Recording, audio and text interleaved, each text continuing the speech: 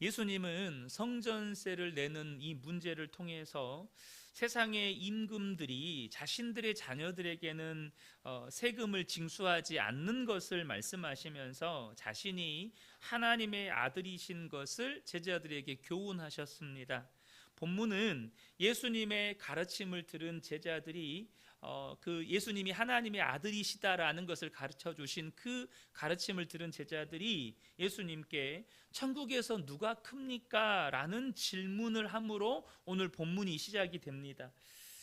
그런데 이 질문과 관련해서 누가복음의 기록을 보면 이전에 가버나움으로 이 오는 도중에 제자들 사이에서 누가 크냐에 대한 열띤 토론이 있었습니다. 마가는 이 사건에 대해서 예수님께서 제자들이 토론한 것이 무엇이냐라고 물었지만 제자들은 잠잠하고 아무 말도 하지 못했다고 전하고 있습니다. 마가복음 9장 33절 34절을 보면 가버나움에 이르러 집에 계실새 제자들에게 물으시되 너희가 길에서 서로 토론한 것이 무엇이냐 하시되 그들이 잠잠하니 이는 길에서 서로 누가 크냐 하고 쟁론하였음이라. 또한 누가는 이 사건에 대해서 기록하면서 그때 이미 예수님께서는 제자들의 생각을 다 아셨다고 기술하고 있습니다. 그래서 본문의 제자들이 이 질문을 하기까지의 과정을 조금 정리해서 보면 변화산 사건과 산 밑에서 귀신 들린 아들을 고쳐주신 후에 가버나움으로 이동하는 길에 제자들 사이에서 누가 크냐는 논쟁이 있었어요. 이 논쟁이 있었던 이유는 결국 좀 이전에 이제 이 다음에 나누게 되겠지만 이 변화산 사건이 하나의 원인이 됩니다. 그 논쟁이 있었고 이제 가버나움에서 성전세 문제로 하신 후에 집에 머물고 있을 때 제자들에게 예수님께서 물으시는 거예요. 너희가 길에서 토론한 게 뭐냐라고 물으실 때 제자들이 거기에 대해서 아무런 대답도 못했어요. 그런데 예수님은 이미 그들이 왜 아무 대답도 하고 있지를 못했는지 그들의 생각을 다 알고 계셨어요. 그렇게 잠잠히 있다가 제자들 중에 누군가 한 사람이 천국에서 누가 큽니까? 라고 이 오늘 본문에 질문을 한 것입니다. 여러분 지금 제자들은 어리석게도 지금 자리 다툼과 세속적인 지위와 권력에 대한 관심을 가지고 이 질문을 하고 있다는 것을 우리는 알 수 있습니다. 그냥 이 질문이 나온 게 아니에요. 제자들 사이에서 서로 높은 자리에 오르겠다는 그 자리 다툼, 그들 안에 있는 이 세속적인 지위와 권력에 대한 탐심, 그것이 동기가 되어서 이 질문을 하고 있는 거죠. 왜 제자들이 예수님께 이런 질문을 하는지 크게 세 가지 이유를 우리는 살펴볼 수 있습니다. 첫 번째는 뭐냐면 이 제자들 안에 하나님 나라에 대한 무지 혹은 부족한 이해 때문이었다는 것이죠. 성전세 문제를 통해서 예수님은 하나님의 아들이시기 때문에 하나님께 속한 이 성전세를 낼 필요가 없었지만 사람들로 하여금 오해하지 않게 하려고 지금 이 세금을 내실 뿐이라고 말씀하셨는데, 이 말씀을 들은 제자들은 살아계신 하나님의 아들이신 예수님이 머지않아 메시아로서 예루살렘에 입성하셔서 그곳을 정복할 것이고 또 하나님의 나라, 그러니까 자신들의 새 왕국을 세워서 백성들을 통치하는 자가 될 거라는 부푼 기대를 가지고 있었어요. 그러니까 그들은 예수님께서 세우실 이 나라가, 하나님 나라가 당장 이 땅에 세우실 이 땅에 속한 세상 나라라고 오해하고 있었던 거예요. 첫 번째 이유가 하나님 나라에 대한 오해 혹은 하나님 나라에 대한 무지 때문이었다는 것이죠. 두 번째는 앞서도 잠깐 언급드렸던 것처럼 세상에서 높아지고자 하는 탐심 때문입니다. 그러니까 지금 가버나움으로 오는 길에 지금 제자들이 누가 서로 높으냐로 다퉜다고 말씀을 드렸잖아요. 그런데 그렇게 다투게 된 이유는 변화산에 베드로와 야고보와 요한 세 사람만 올라갔다 왔거든요. 그러니까 나머지 제자들이 볼 때 세 제자들에게만 예수님이 특혜를 베푸시는 것 같고, 이제는 그 제자들이 나중에는 예수님이 나라를 이루시면 이 세 제자가 특별히 더 높은 자리에 올라갈 것 같은 거예요.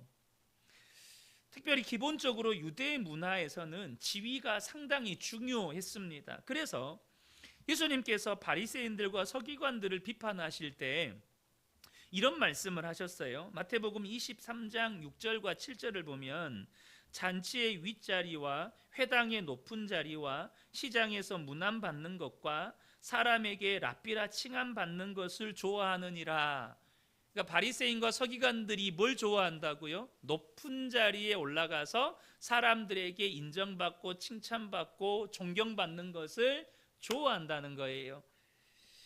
이것이 유대인들이 가지고 있는 기본적인 유대 문화에서 이 지위를 중요하게 여기는 그런 문화가 있었고, 그렇지만 이것은 문화적인 측면도 있지만 이건 사람이 가지고 있는 죄의 본성과도 밀접한 연관이 있어요.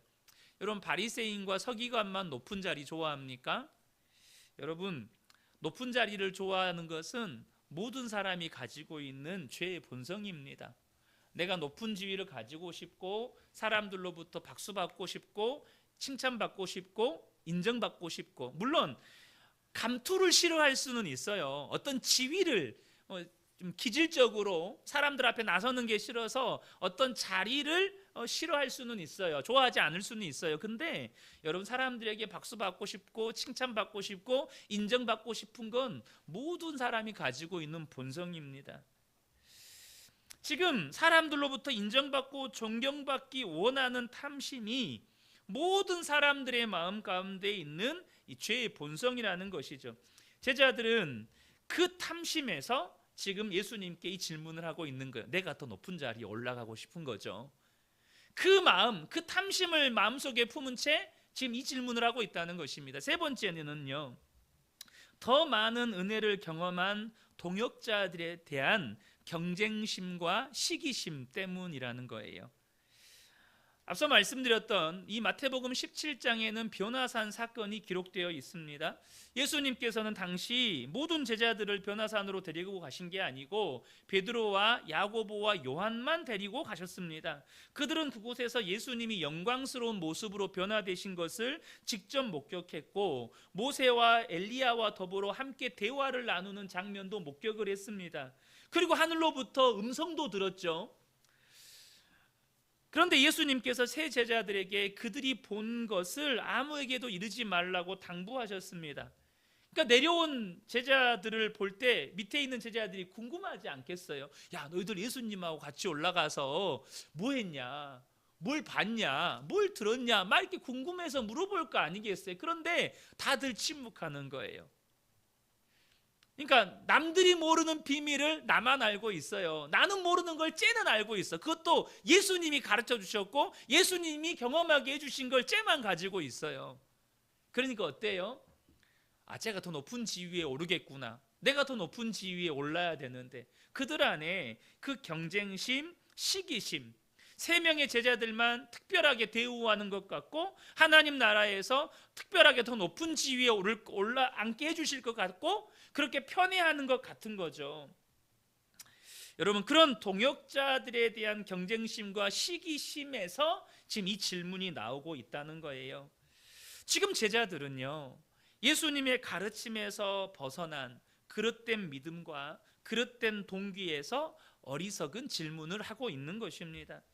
저는 먼저 이 제자들의 어리석은 질문을 통해서 우리와 예수님과의 관계를 조금 돌아보았으면 좋겠습니다. 나는 지금 어떤 믿음을 가지고 하나님 앞에 나아가고 있느냐 하는 것입니다. 어떤 믿음을 가지고 하나님께 예배하고 또 말씀을 듣고 기도하고 있느냐 하는 거예요. 나는 정말로 하나님 나라에 대한 바른 이해함을 가지고 지금 하나님 앞에 예배 드리고 있느냐는 거죠.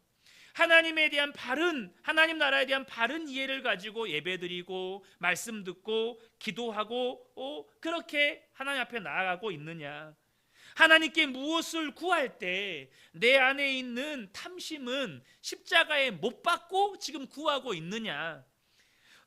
누군가를 향한 그것이 늘 비교 대상이 되는 직장에 가면 나와 비교 대상이 되는 직장 동료가 있을 수 있잖아요. 또 경쟁 업체 사장일 수도 있겠고, 혹은 친구일 수도 있겠고, 내 옆에 있는 성도일 수도 있겠고, 심지어 배우자일 수도 있어요. 근데 그들이 나와 다른 특별한 은혜를 누리고 있는 것 같아요. 그가 나와 다른 특별한 하나님의 어떤 은혜 속에서 살고 있는 것 같아요. 그가 나보다 더 높임 받고 있는 것 같아요. 그때 우리 마음 안에 그런 경쟁심과 시기심을 십자가에 못 박고 주님 앞에 나아가고 있느냐 하는 것이죠. 여러분, 우리 안에 바른 믿음이 없으면 예배를 드려도요, 바르게 은혜를 받을 수가 없습니다.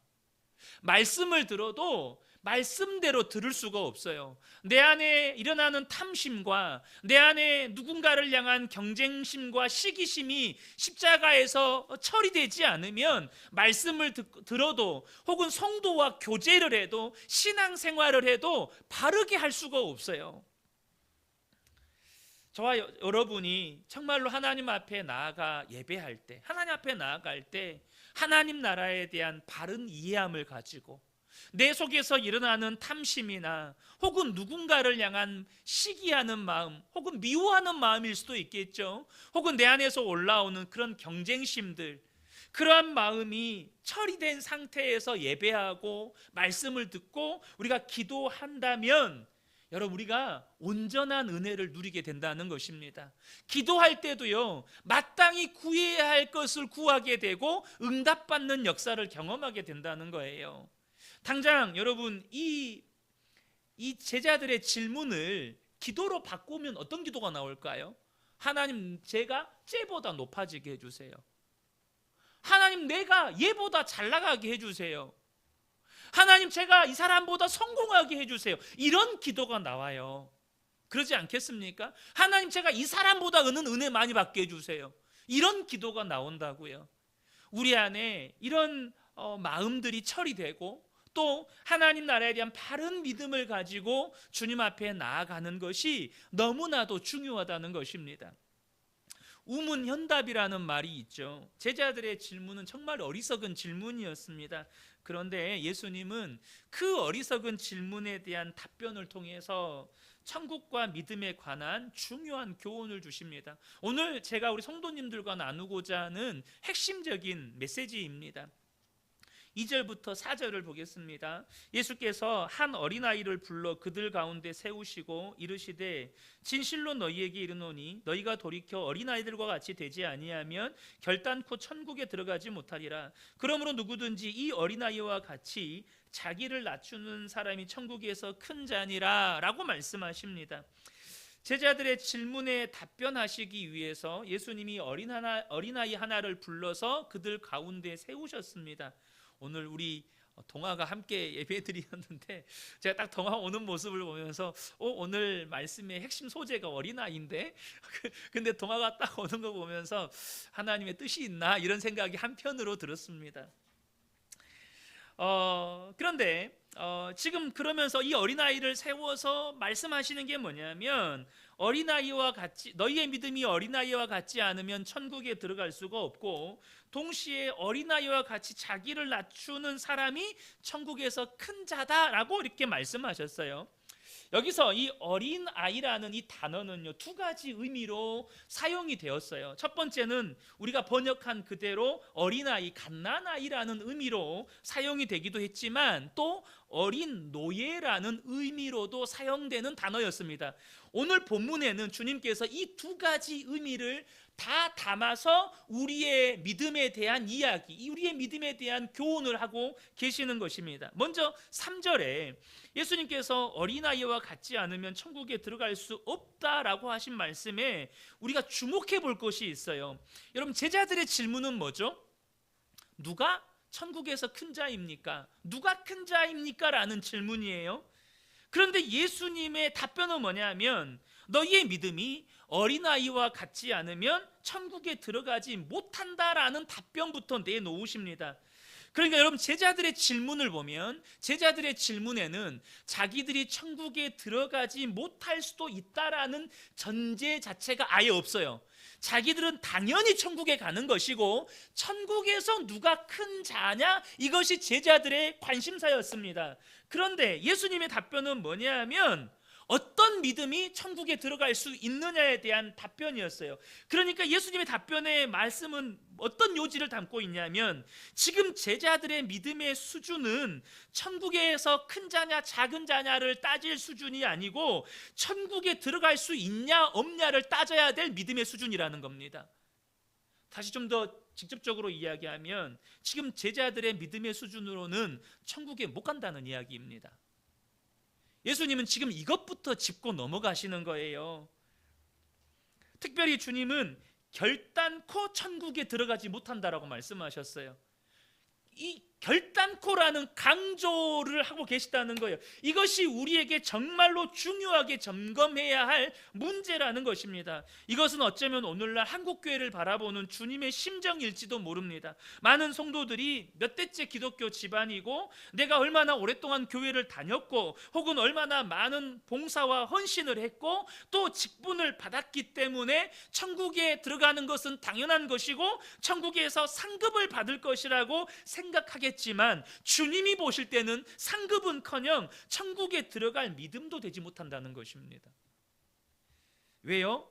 어린아이와 같은 믿음이 아니기 때문이라는 거예요. 어린아이와 같은 믿음이 아니면 천국에 들어갈 꿈도 꾸지 말라는 거예요. 어린아이와 같은 믿음이 아니면 절대 천국 못 들어간다는 것입니다. 그러면 3절에서 말씀하시는 이 어린아이와 같은 믿음은 어떤 믿음입니까? 한마디로 이야기하면 겸손한 믿음입니다. 그럼 이 어린아이로 대변되는 겸손한 믿음이 무엇입니까? 조금 풀어서 설명을 드리겠습니다. 먼저 어린아이들은, 오늘 본문의 배경을 통해서 우리가 살펴보면 어린아이들은요, 지금 제자들이 지위를 가지고 논쟁하는 것처럼 세속적인 지위에는 관심이 없습니다. 어린아이들은요, 세상에서 높아지는 그러니까 이게 이제 아이들이 세상에서 뭘 배우고 나서 세상에 물들기 전에 어린아이들을 말하는 겁니다. 제가 한 이야기를 좀 드리고 싶은데, 제가 언젠가 한번 드렸던 이야기인 것 같아요. 저희 아이들이 어렸을 때 영어로 노래하고 이렇게 노는 유치원에 다닌 적이 있어요. 저희는 이제 목회자 자녀라고 섬김을 받아서 할인된 금액으로 다닐 수 있었는데요. 어려서부터 자녀들을 그런 곳에 보내는 분들은 대부분 경제적으로 여유가 있는 분들입니다. 당시 그 원장님이 저희 아내에게 전해준 이야기를 제가 들은 건데, 저희 아이들이 친구들과 이제 그때 아이들 4살 5살 이때예요. 친구들하고 이야기를 하다가 아빠 이야기가 나왔는데 서로 아빠 직업을 이야기하면서 자랑하더라는 거예요. 그래서 한 아이가 우리 아빠는 의사야. 그러니까 또 다른 아이가 우리 아빠는 한의사야. 그랬더니 저희 아들이 우리 아빠는 목사야. 그랬다는 거예요. 그러니까 아이들은, 교회를 안 다니는 아이들이니까 목사라는 말을 처음 들어보니까 목사가 뭐야? 이렇게 물어봤다는 거예요. 이것을 본 이제 원장님이 너무나도 한참을 웃었다면서 저희 아내한테 이 이야기를 전해줬어요. 이 아이들은요, 사회적인 지위가 뭔지를 몰라요. 그저 자기 아빠가 최고니까 그냥 자랑하는 거예요. 우리 아빠가 최고인 거예요. 사회적으로 어떤 직업을 가졌느냐가 자랑거리가 아니라 그냥 우리 아빠니까 최고인 거예요. 여러분, 어린아이와 같은 겸손한 믿음은 먼저 오늘 본문의 제자들처럼 세속적인 지위에는 관심이 없어요. 또한 어린아이는요, 본능적으로 자신이 연약하다는 걸 알아요. 그래서 혼자 힘으로는 절대 살 수 없다는 걸 알기 때문에 부모를 전적으로 의지합니다. 부모를 전적으로 의지해요. 그래서 제가 또 이거 저희 아이 어렸을 때 이야기를 잠깐 해드려야 될 것 같아요. 제가 저희 하교가 한 돌 정도 됐을 때 저희 이모부님이 말기 암 판정을 받아서 병문안을 간 적이 있어요. 그때 자기가 품에서 잠들어서 침대 한 켠에 눕혀놓고 이제 이모부님 병문안을 하고 있는데 중간에 한참 대화 중에 이 아이가 깼어요. 그러니까 이제 이모부님은 이 돌도 안 된 아이가 너무 이쁘니까 위에서 내려다보면서 까꿍까꿍 하면서 아이를 막 이렇게 재롱을 떨었는데, 아이가 딱 눈을 떴는데 처음 보는 어떤 사람이 위에서 자기를 내려다보는 거예요. 그러니까 순간 이 아이가 두려움에 질려가지고 갑자기 손가락을 입으로 가져가더니 부들부들 떨면서 손가락을 빨기 시작하는 거예요. 그러니까 부모는 바로 알죠. 이 아이가 엄청 겁을 먹었다는 걸 금방 알죠. 제가 얼른 가가지고 제 얼굴을 보여주면서 아빠 여기 있어 라고 말하니까 아이가 순간 그 부들부들 떨던 긴장이 싹 풀리면서 손가락 빠는 걸 이렇게 딱 멈추는 거예요. 그러면서 방긋 웃는 거죠. 여러분, 아이들은 본능적으로 자신의 연약함을 알기 때문에 전적으로 부모를 의존합니다. 부모를 전적으로 의존해요. 그래서 어린아이와 같은 이 어린아이들은 부모의 품 안에서만 안정을 누릴 수 있고 평안을 누리는 거예요. 그래서 어린아이와 같은 믿음을 가졌다는 말은 무슨 뜻이냐? 하나님을 전적으로 의지한다는 뜻입니다. 하나님을 전적으로 의지하기 때문에 하나님의 뜻에 절대적으로 순복하면서 그분의 보호 아래서 살아요. 그러니까 하나님께 순복하는 것이 그분의 보호 아래 사는 사는 비결이라는 걸 알아요. 그래서 어린아이의 믿음을 가진 사람은요, 항상 은혜를 사모합니다. 베드로전서 2장 2절을 보면 갓난 아기들 같이 순전하고 신령한 젖을 사모하라. 이는 그로 말미암아 너희로 구원에 이르도록 자라게 하려 함이라. 어린아이와 같은 믿음으로 은혜를 사모할 때 우리가 구원에 이르는 믿음을 갖게 된다는 거예요. 끝으로 어린아이와 같은 믿음은 겸손하기 때문에 한편으로 또 순수해요. 자신을 지나치게 과대평가하지도 않고 지나치게 비하하지도 않고 있는 그대로의 상태를 부끄럼 없이 솔직하게 드러냅니다. 여러분, 아이들이요, 그러니까 제가 말하는 것은 이 아이들이 막 이제 초등학교 막 들어가고 이때를 말하는 게 아닙니다. 이 아이들이요, 엄마 아빠 앞에서 깨벗는 것을 부끄러워하나요? 어린 아이들이 그 기저귀에다가 똥을 쌌어요. 그거 부끄러워하나요? 절대 그렇지 않아요. 있는 모습 그대로를 부모에게 드러내지만 부끄러워하지 않습니다. 자신을 솔직하게 드러내요. 그래서 어린아이들은 이 순수하다는 말은 무슨 뜻이냐면, 여러분, 흡수가 빨라요. 가르치는 대로 여러분 그대로 흡수합니다. 가르침에 대해서 단순한 마음으로 받아들여요. 복잡하게 이것저것을 계산하지 않습니다. 단순하게 받아들이는 어린아이들은 부모에 대한 신뢰와 믿음이 항상 깔려 있어요. 다시 말하면 어린아이와 같은 믿음을 가진 사람들은 하나님의 말씀을 들을 때 계산하지 않습니다. 말씀 그대로를 단순하게 받아들이고 그 말씀을 그대로 믿기 때문에 하나님에 대한 믿음과 신뢰가 항상 마음속에 깔려 있습니다. 그 믿음이어야 천국에 들어간다는 것입니다. 교회 다니는 분들이라면, 신앙생활을 하는 분들이라면 기본적으로 아는 것이 있어요. 그게 뭡니까? 예수 믿으면 구원받고 영생 얻고 천국 간다는 것입니다. 그런데 여기서 예수를 어떻게 믿어야 하는지에 대한 이해함이 너무 추상적이거나 수박 겉핥기식인 경우가 많습니다. 또한 많은 성도들이 가진 믿음의 오해 가운데 하나가 지식을 믿음이라고 생각한다는 거예요. 여러분, 지식과 믿음은 다른 문제입니다. 분명 예수 믿으면 구원받아요. 그런데 어떻게 믿어야 천국에 들어가는 구원받는 믿음입니까? 예수님은 오늘 본문에서 어린아이처럼 믿어야 한대요. 베드로는 이 어린아이처럼 믿는 것, 구원 얻는 믿음에 대해서 신성한 성품에 참여하는 자라고 표현을 합니다. 베드로 후서 1장 3절부터 7절, 조금 긴데요. 그리고 11절을 보겠습니다. 제가 3절부터 읽어드리겠습니다. 그의 신기한 능력으로 생명과 경건에 속한 모든 것을 우리에게 주셨으니 이는 자기의 영광과 덕으로서 우리를 부르신 이를 알므로 말미암음이라. 이로써 보배롭고 지극히 큰 약속을 우리에게 주사 이 약속으로 말미암아 너희가 정욕 때문에 세상에서 썩어질 것을 피하여 신성한 성품에 참여하는 자가 되게 하려 하셨느니라. 그러니까 어린아이와 같은 믿음, 구원 얻은 자의 믿음은 베드로 사도가 볼 때 어떤 믿음이었어요? 예수님 닮은 신성한 성품에 참여하는 자의 믿음이었다는 거예요. 그래서 베드로가 볼 때 구원 얻는 믿음은 5절부터 보면 그러므로 너희가 더욱 힘써 너희 믿음의 덕을, 덕의 지식을, 지식의 절제를, 절제의 인내를, 인내의 경건을, 경건의 형제의 우애를, 형제의 우애의 사랑을 더하라. 11절에 중요한 말씀이 있습니다. 이같이 하면 우리 주 곧 구주 예수 그리스도의 영원한 나라에 들어감을 넉넉히 너희에게 주시리라 라고 말씀합니다.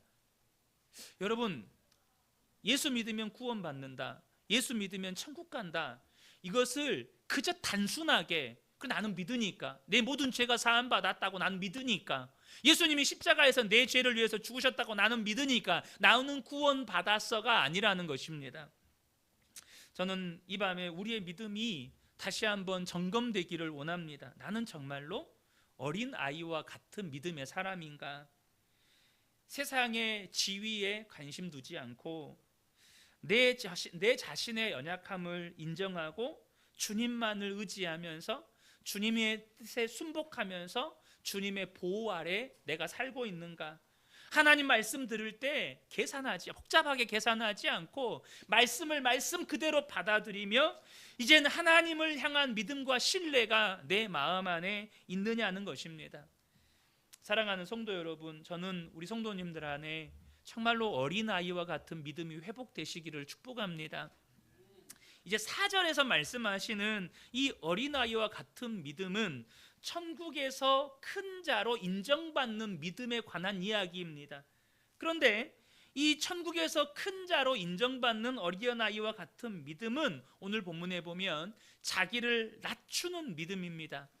그러니까 여기서 말하는 어린아이와 같은 이 어린아이는 갓난아이를 말하는 게 아니고 노예, 종으로서의 의미의 어린아이를 말하는 것입니다.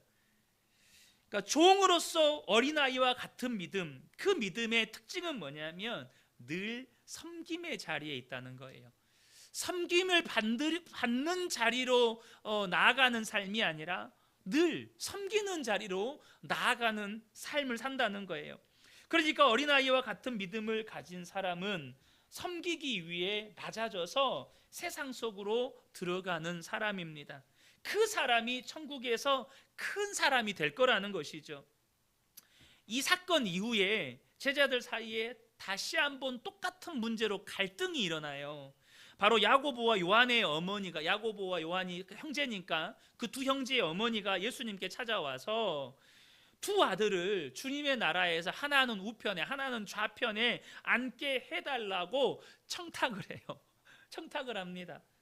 그러니까 나중에 이 사실을 알게 된 제자들이 이 두 형제에 대해서 분하게 여겼다고 성경이 말씀해요. 여기서 우리 뭘 알 수가 있죠? 지금 예수님께서 가버나움에서 제자들에게 이 믿음과 천국에 관한 교훈을 주셨지만 여전히 깨우침을 받지 못했다는 것입니다. 그들의 관심은 여전히 높은 자리에 가는 거예요.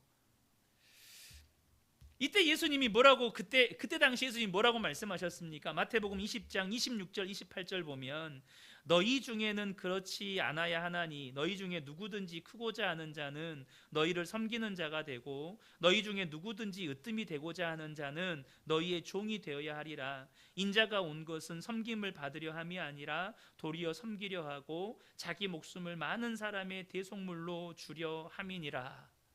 예수님은 십자가에 돌아가시기 전날 밤에도 제자들의 발을 씻기면서 너희들도 이와 같이 서로의 발을 씻기면서 섬기라고 말씀해 주셨죠. 하나님의 아들이시고 만왕의 왕이신 예수님도 섬김을 받으려고 이 땅에 오신 것이 아니고 섬기기 위해 오셨고 자기 목숨까지 십자가에 내어주시기 위해 오셨습니다. 그러니 너희 중에 누구든지 크고자 하는 자는 섬기는 자가 되고 으뜸이 되고자 하는 자는 종이 되어야 한다는 거예요. 예수님께서 이것을 실제로 입증해 주셨죠. 자기 목숨까지 십자가에 내어주셨고, 심지어 예수님이 죽으신 후 3일 동안 어디에 계셨을까요? 죽으셨잖아요. 그럼 어디 계셨죠? 베드로후서 4장 6절 보면 죽은 자들 가운데 거하면서 거기에서 복음이 전파되었다고 말씀하고 있어요. 그러니까 죽은 자들 가운데에도 주님이 복음을 전파하셨다는 거예요. 여러분, 그렇게 예수님이 어린아이처럼, 종처럼, 노예처럼 섬기셨습니다. 낮아지셨는데 죽기까지 낮아지셨고, 죽은 다음에는 죽은 자들 가운데에서도 복음을 전하시기까지 낮아지셨습니다. 그 결과가 뭡니까? 빌립보서 2장 8절에서 11절을 보면 사람의 모양으로 나타나사 자기를 낮추시고 죽기까지 복종하셨으니 곧 십자가에 죽으심이라. 이러므로 하나님이 그를 지극히 높여 모든 이름 위에 뛰어난 이름을 주사 하늘에 있는 자들과 땅에 있는 자들과 땅 아래에 있는 자들로 모든 무릎을 예수의 이름에 꿇게 하시고 모든 입으로 예수 그리스도를 주라 시인하며 하나님 아버지께 영광을 돌리게 하셨느니라. 여러분, 예수님이 사람의 모양으로 나타나셔서 자기를 낮추시고 십자가에 섬기시고 십자가에 죽기까지 복종하셨습니다. 오늘 말씀에 비추어 보면 어린아이, 노예처럼, 종처럼 섬기셨습니다. 심지어 섬기기 위해 죽음의 자리까지 나아가셨습니다. 그 결과가 하나님께서 지극히 높으셨고 모든 이름 위에 뛰어난 이름을 주셨고 모든 무릎이 예수의 이름 앞에 무릎 꿇게 하셨고 모든 입으로 예수 그리스도를 주라 시인하게 하셨습니다. 사랑하는 성도 여러분, 이 밤에 저와 여러분 안에 어린아이와 같은 믿음의 비밀을 깨닫게 되는 축복이 있기를 소망합니다. 여러분, 예수님이 말씀하신 어린아이와 같은 믿음으로 사는 것은 세상 사람들이 살아가는 삶의 방식, 또 세상 사람들이 살아가는 삶의 방향과 정반대입니다. 세상 사람들은 어떻게 해요? 높은 곳으로 높은 곳으로. 세상 사람들이 살아가는 삶의 방향, 삶의 방식은 더 높이, 더 부요하게, 더 풍요하게, 더 인정받게, 더 사람들에게 인기와 명성을 얻는 자리로 끊임없이 높은 곳으로 높은 곳으로, 이것이 세상 사람들의 삶의 방식이고 삶의 방향입니다. 그런데 예수를 믿는 성도의 삶의 방식은 어린아이와 같은 믿음의 삶입니다. 다시 말하면 바로 노예처럼, 종처럼 낮은 곳으로 가서 그곳에서 섬기는 것입니다. 우리의 마음을 높아지는 것에 두지 않아요. 오히려 낮아지는 것에 마음을 둡니다. 어떻게 하면 저 사람을 섬길 수 있을까? 어떻게 하면 저 사람을 살릴 수 있을까? 어떻게 하면 저 사람을 다시 일으킬 수 있을까? 거기에 관심을 두고 산다는 거예요. 그것이 하나님 나라에서 큰 자라고 인정받는 믿음이라는 것을 알기 때문에, 때가 되면 하나님이 높이실 것을 믿기 때문입니다.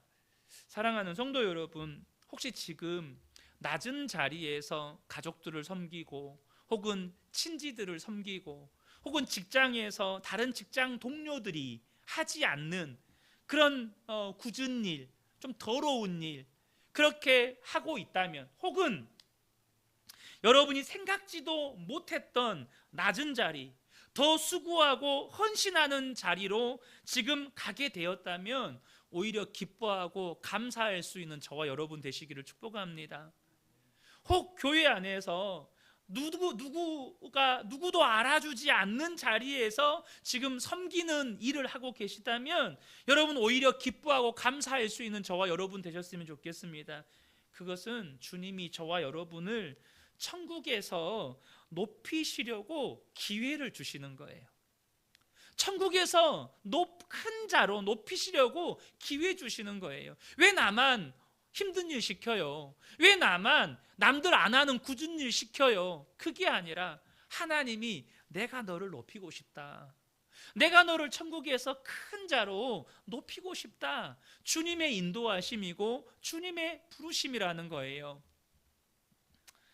그렇게 어린아이와 같은 믿음을 가진 사람들이 너무 귀하기 때문에 이어서 주님이 하시는 말씀이 있어요. 5절과 6절을 보겠습니다. 또 누구든지 내 이름으로 이런 어린아이 하나를 영접하면 곧 나를 영접함이니 누구든지 나를 믿는 이 작은 자 중 하나를 실족하게 하면 차라리 연자 맷돌이 그 목에 달려서 깊은 바다에 빠뜨려지는 것이 나으니라. 여러분, 이 말씀에서 우리가 무엇을 알 수 있습니까? 시간 관계상 이 부분에 대해서 깊이 있게 나누지는 못할 것 같아요. 그런데 여기서 어린아이는 예수님 앞에 세워놓은 어린아이를 향해서 하시는 말씀이기도 하지만 오늘 본문이 계속해서 뭘 말씀하고 있죠? 어린아이의 믿음을 이야기하고 있습니다. 다시 말하면 이 여기서 말씀하시는 어린아이는 영적으로 보면 그런 어린아이와 같은 믿음을 가진 제자들, 성도들을 말씀하는 것이기도 해요. 그런데 예수님께서 그런 어린아이와 같은 믿음을 가진 제자들, 성도들을 너무나도 귀하게 여기시기 때문에 그런 믿음을 가진 성도들을 영접하는 건 누구를 영접하는 거라고요? 예수님 영접하는 것이라고 말씀합니다. 그리고 그런 성도를 실족하게 하는 건 차라리 연자맷돌을 메고 바다에 빠지는 것이 나을 정도로 주님은 싫어하신다는 거예요. 사랑하는 성도 여러분, 여러분 주변에 어린아이와 같은 믿음을 가진 성도들이 있습니다. 여러분 가정에 어린아이와 같은 믿음을 가진 가족들이 있습니다. 그들을 영접하십시오. 축복하시고 그들을 위로하시고 그들을 격려하시고 때로는 지치고 낙심하고 좌절해 있으면 그곳에서 함께 울어주시고 그가 일어날 때까지 여러분 그 자리에서 함께 기도해 주시는 저와 여러분 되셨으면 좋겠습니다. 주님이 그 어린아이를 영접하면 주님 영접하는 거래요. 또 한 가지, 주님은 이 믿음의 사람들, 어린아이와 같은 믿음의 사람들이 시험 드는 걸 주님 너무너무 싫어하신다는 거예요. 여러분, 그러므로 저와 여러분이 은혜를 구하셔야 돼요. 저도 늘 은혜를 구합니다. 특별히 늘 말씀을 전하고 성도님들 앞에 서는 자리에 있다 보니까 저의 말 하나 행동 하나가 은혜를 끼치기도 하지만 또한 우리 성도님들에게 마음에 아픔을 줄 수도 있는 위험한 자리이기 때문에 하나님, 제 말과 행동이 우리 성도님들의 마음을 실족시키지 않도록 제게 은혜를 베풀어 주십시오. 정말 얼마나 하나님 앞에 은혜를 구하는지 모릅니다. 사랑하는 성도 여러분, 마찬가지입니다. 하나님, 제게 은혜를 주셔서 내가 누군가에게 상처 주지 않도록, 누군가를 실족시키지 않도록 하나님, 내 입술을 붙들어 주시고 내 행동을 붙들어 주시고 주님, 나를 인도해 주십시오. 그렇게 은혜를 구하셔야 한다는 것입니다. 말씀을 마무리하겠습니다. 사랑하는 성도 여러분, 저는 우리 그은혜교회 모든 성도님들이 천국에 넉넉히 들어가시는 분들 되셨으면 좋겠습니다. 아니, 반드시 그렇게 되셔야 합니다. 지금 예수님이 제자들 볼 때 너희들의 믿음의 수준은 천국에서 큰 자냐 작은 자냐 논할 수준이 아니고 천국에 들어갈 수 있냐 없냐를 따져야 될 수준이다. 지금 너희들 믿음 갖고는 천국 못 간다. 지금 그 말씀하고 계시는 거예요. 그런 예수님의 심정이 얼마나 처참했겠어요. 어쩌면 우리 중에도 천국에서 큰 자냐 작은 자냐 논할 수준이 아니라 천국 갈 수 있냐 없냐를 논해야 될 성도님들이 계실 수 있어요. 그러므로 정말 저와 여러분 안에, 우리 모든 성도님들 안에 정말로 어린아이와 같은 그런 믿음, 겸손하고 순수한 믿음, 종처럼 낮아져서 낮은 곳에서 누군가를 섬겨주는 그런 어린아이와 같은 믿음으로 살아가는, 그래서 하나님께서 저와 여러분의 삶에 부어주시는 은혜를 충만하게 경험하시는 복된 분들 되시기를 예수님의 이름으로 축복합니다.